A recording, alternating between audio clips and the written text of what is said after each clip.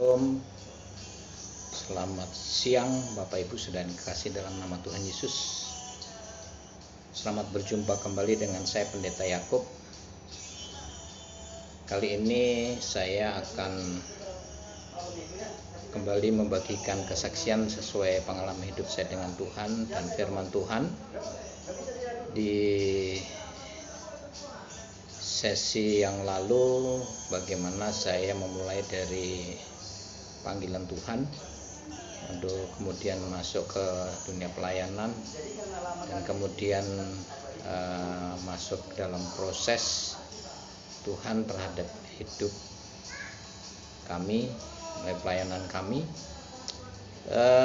Pada intinya akhirnya kami keluar dari situasi yang begitu menyulitkan menurut logika manusia, dengan berbagai macam situasi, keadaan, dan akhirnya kami mendapatkan jawaban di akhir ujian yang mengenai anak saya yang tangannya patah tebu, yang akhirnya Tuhan tolong dengan mujizatnya, disatukan Tuhan kembali tanpa dipegang oleh medis atau secara medis itu dipen ya, tapi dengan ajaib tangan Tuhan menyatukan kembali. Dan setelah saya menerima mujizat pertama dengan tangan anak saya David Aditya disatukan Tuhan melalui Kejadian pasal 1 ayat 1 sampai 3. Berikut setelah berjalannya waktu, saya ditunjukkan Tuhan dalam Matius pasal 17 ayat yang ke-20. Ternyata dengan respon semua janji Tuhan, meyakini dan mempercaya, itulah yang bisa mengubahkan yang tidak mungkin menjadi mungkin.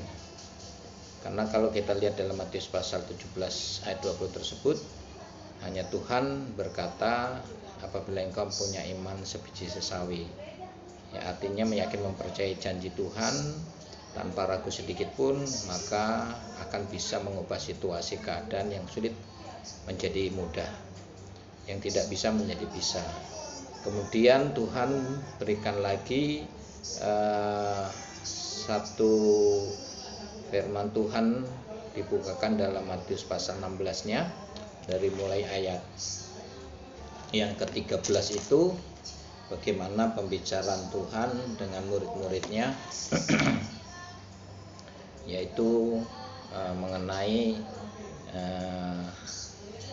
pertanyaan Yesus kepada murid-muridnya tentang siapakah diri Yesus yang sesungguhnya, bla bla bla bla. Mereka menjawab, saudara bisa membaca nanti dari mulai ayat 13 tersebut, pasal 16 dari Injil Matius ayat 13 sampai 19, saudara bisa membaca sendiri di sana. Dan akhirnya dari sekian murid yang begitu dipuji Tuhan adalah Petrus. Nah, itulah yang saya dapatkan, bagaimana akhirnya saya memiliki keyakinan, kepercayaan tanpa meragukan sedikit pun semua perkataan-perkataan Tuhan, seperti Petrus ketika meyakini, mempercayai bahwa Yesus itu adalah Mesias. Disitulah kami selanjutnya melakukan 2 puasa. Saya hanya mampu 3 malam, namun istri saya, dia bisa lalui dalam 2,5 bulan itu dia mendapatkan 23 kali ya, 2 puasa 3 malam, buka sore, lanjut 3 malam, buka sore lagi, lanjut 3 hari, bahkan 4 hari 4 malam, sampai mendapatkan 23 kali dalam 2 puasa. Mujizat yang pertama selanjutnya dari mujizat dari tangan anak saya disatukan Tuhan. Maksud saya mujizat pertama setelah hasil 2 puasa tersebut, kami diantarkan seorang jiwa yang mengalami permasalahan di mana 18 tahun tidak memiliki anak, dan kemudian di situ akhirnya Tuhan kasih anak. Begitu juga selanjutnya bla bla bla bla, begitu banyak mujizat terjadi. Akhirnya kami dan anak-anak binaan atau pasien dari disabilitas mental yang dari jalanan tersebut, kami sudah mulai makan nasi, karena terus kan mujizat demi mujizat mereka membawa sembako. Dan Bapak Ibu, bukan hanya sebatas itu saja proses selanjutnya, kami juga melalui bagaimana bukan saja mujizat terjadi, kami juga dilecehkan, dibully, bagaimana fitnah-fitnah terjadi bahwa pasien dari jalan yang saya ambil itu ada yang hamil di luar nikah. Namun tuduhan-tuduhan sebagian orang yang tidak menyukai atau mungkin iri dengan warna pelayanan kami, menuduh bahwa saya yang menghamili mereka. Kami dibully habis, masuk ke media cetak waktu itu yang ada di Kota Siantar 3 hari berturut-turut, bahkan di media elektronik mengatakan hal yang sama, dan kami dapat ancaman yang menamakan dirinya anggota TNI waktu itu. Dan kemudian saya mau diangkat tengah malam karena menganggap saya ini mempermalukan nama-nama profesi seorang pendeta. Namun puji Tuhan, pada waktu itu memang Tuhan mengantarkan seorang pengacara advokat di Medan, yaitu Effendi Tambunan. Namun pada waktu itu tanpa sepeser pun digaji, diminta uang. Namun saya hanya tetap bahwa yang saya hadapi ini adalah ujian diluaskan oleh Tuhan, karena saya berpikir bahwa pelayanan yang saya lakukan adalah misi kerajaan Allah, tentunya Allah yang akan membela saya. Nah, pada waktu itu akhirnya Tuhan selesaikan, ya. Dan Bapak Ibu yang kekasih, selanjutnya mujizat selanjutnya, karena pasien begitu membludak sampai akhirnya mencapai 80 orang. Karena waktu itu berapa banyak dari Pematang Siantar saya ambilin orang gila dari jalanan tersebut. Dan dengan jumlah pasien begitu banyak, akhirnya saya berdoa meminta sama Tuhan. Karena selama saya mengubah paradigma saya tidak berdoa pernah meminta untuk kepentingan pribadi. Dan akhirnya waktu itu saya berdoa meminta, ya. Saya lama nggak pernah minta, karena saya tahu ternyata kita sama Tuhan itu tidak boleh terlalu minta seperti pengemis, ya. Padahal Tuhan sudah menyediakan, janji Tuhan itu ada 2.500 kurang lebih, itu diperuntukkan sama kita. Namanya janji Tuhan itu hanya kita tinggal mengambil. Nah, saya tidak akan membahas tentang bagaimana cara mengambil janji Tuhan itu. Bapak Ibu, kali ini saya berdoa meminta, karena ada firman Tuhan dalam Yohanes pasal 14 pasal 15, minta aku akan beri. Tapi dalam pengertian ayat tersebut itu saya pikir boleh minta, tetapi untuk kepentingan orang banyak, kepentingan umum. Akhirnya saya minta sebidang tanah seluas 4 rantai. Pada waktu itu Tuhan bilang sama saya, kapan kamu mau? Dan saya bilang, secepatnya Tuhan. Dan saya mau minggu depan harus sudah mendapatkan tanah.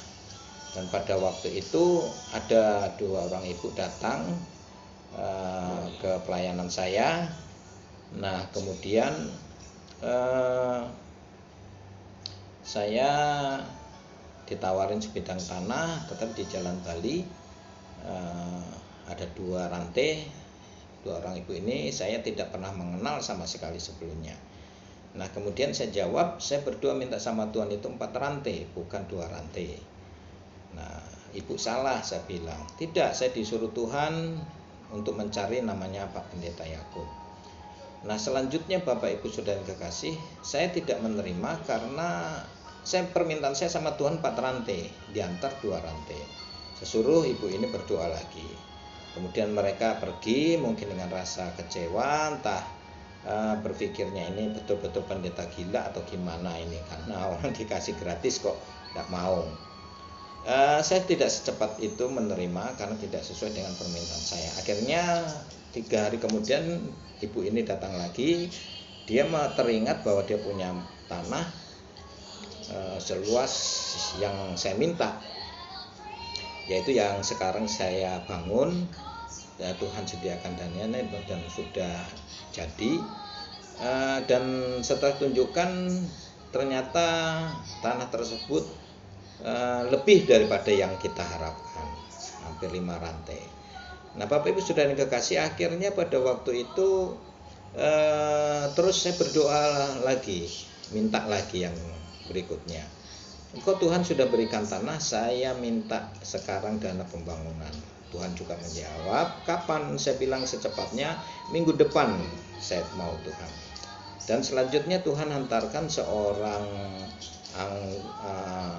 anggota ABRI, ya, dia waktu itu bertugas di Jalan Asan Pematang Simalungun, ya, Jalan Asan masih Kabupaten Simalungun, yaitu Komandan Kodim Anton Popang.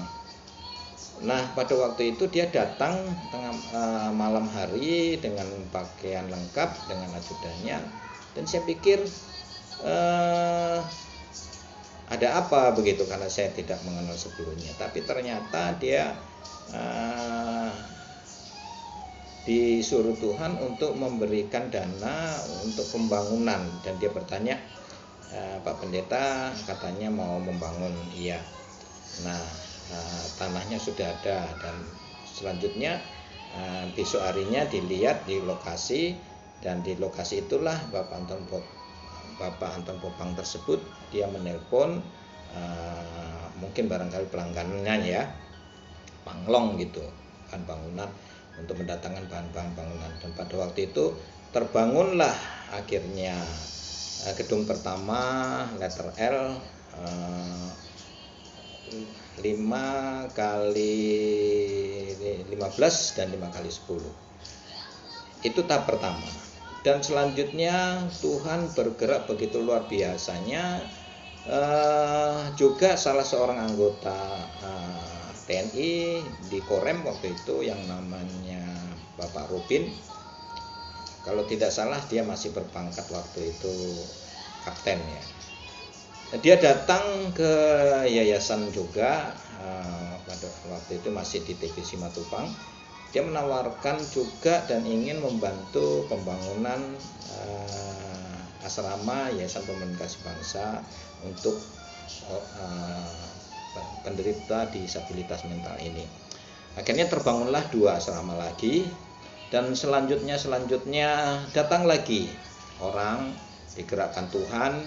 Pada waktu itu rombongan orang lari-lari sore di arah yaitu Panumbian Pane, dan melihat yayasan kami, ke tempat yayasan kami ini kan asramanya di Panumbian Pane. Dia lihat merasa seperti ikan tindang, orang Jawa bilang, ikan kembung berjajar-jajar, karena waktu itu sempat mencapai membludak 150 orang pasien. Nah akhirnya karena padatnya pasien, dia menawarkan jasa untuk bolehkah membangunkan asrama gedung di atas tanah tersebut. Dan akhirnya kami iakan, dan terbangunlah letter L menjadi letter U. Dibangun lagi di atas, ada 1 gedung 4 kamar lagi, dibangunkan lagi aula, dibangunkan lagi perkantoran, kemudian menara doa berlantai 2, dan selanjutnya mes untuk staf. Bapak Ibu, itulah bagaimana perjalanan pelayanan kami yang akhirnya pada intinya merambat sampai ke Kepulauan Nias. Cara bekerjanya juga Tuhan sama. Begitu di Pulau Nias, Tuhan langsung hantarkan seorang donatur memberikan tanah, ditawarkan berhektar-hektar, tetapi saya minta hanya 8, yang paling kecil waktu itu ditunjukkan, dan yang sekarang sudah terbangun dan sudah beroperasi di Nias, tepatnya di Desa Humene, Kota Gunung Sitoli, 8 rantai lebih, dan itu dibangunkan sama bangunannya, dan sampai akhirnya Pemko juga mendukung, dibangunkan lagi oleh pihak Pemko Kota Gunung Sitoli, dan datang lagi donatur lagi dari Jakarta, membangunkan lagi asrama lagi, dan sampai akhirnya di Nias proses perjalanan pelayanan tersebut bisa berjalan dengan baik. Kami tahu juga bahwa ini berkat doa Bapak Ibu Saudara yang kekasih, sehingga misi kerajaan Allah ini untuk kaum marginal bisa berjalan sesuai dengan rencana dan kehendak Tuhan. Sebab itu Bapak Ibu Saudara yang kekasih, di sini intinya bagi saya, ketika saya melakukan pekerjaan Tuhan dengan sepenuh hati, dengan sungguh-sungguh tidak macam-macam, hanya cukup satu macam, dengan berdasarkan yakin mempercayai janji-janji Tuhan. Dan Bapak Ibu, saya tidak pernah membuat proposal, permintaan kemana-mana, tapi Tuhan sudah siapkan semua. Karena apa? Karena Tuhan yang mengutus, maka Tuhan yang bertanggung jawab. Demikian juga dengan Bapak Ibu Saudara yang kekasih. Apabila Bapak Ibu Saudara yang kekasih meyakin mempercayai dengan apa yang dikatakan oleh Tuhan, bagian saudara-saudara adalah mencari wajah Tuhan, taat, setia. Taat dan setia. Hanya taat, tidak setia datang sama Tuhan juga tidak ada artinya, kurang berarti. Setia tapi tidak taat dengan kata Tuhan juga tidak akan bisa maksimal. Taat setia dua-duanya harus berjalan bersama, tidak macam-macam, cukup satu macam, maka Tuhan akan mengerjakan bagiannya. Terima kasih, kiranya dengan kesaksian ini Bapak Ibu bisa merasa diberkati oleh Tuhan. Pada akhir kata, terima kasih buat doa Bapak Ibu sampai hari ini, sehingga pelayanan kami bahkan juga merambah sampai menjadi, Tuhan percayakan 3 gereja lokal, dan bertambah 1 yayasan lagi ada di daerah Galang, Deli Serdang.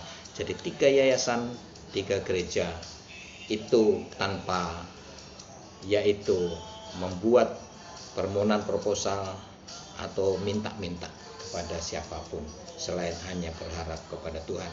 Hanya saya mengerjakan tugas saya dengan taat dan setia, Tuhan mengerjakan bagiannya. Terpujilah nama Tuhan Yesus hari ini selamanya. Shalom, Horas, Mejua-jua, Yahobu, God bless you. Sampai jumpa di episode yang akan datang.